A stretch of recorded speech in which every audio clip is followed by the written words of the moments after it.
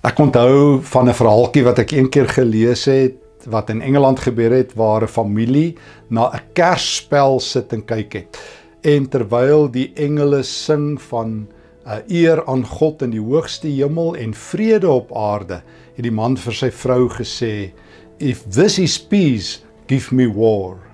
Bedoelende, die wêreld is maar 'n de mekaar plek. En ook hierdie tyd van die jaar, hier kort voor Kersdag, is daar meer moeilikheid, meer oorloë, meer onrus as ooit tevore. En tog is dit vrede op aarde, want Jesus het aangekom, die kind van die krib, die Here van die kruis en die leë graf het aangekom en ons vier sy koms in hierdie dae.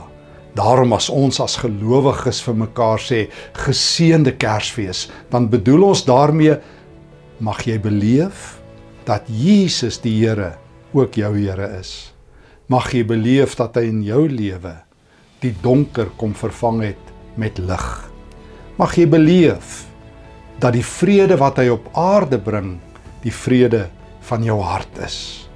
Mag jy beleef dat Jesus die brug is, al die pad, vanaf die hemel na die aarde toe en terug.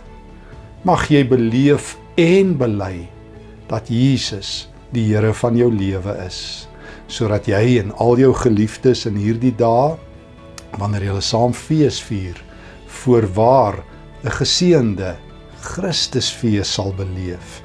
Dat dit oor Jesus gaan, dat hy die groot geskenk is van die hemel aan die aarde, nee nog meer, dat Jesus die groot geskenk van ons hemelse Vader aan jou en al jou geliefdes is.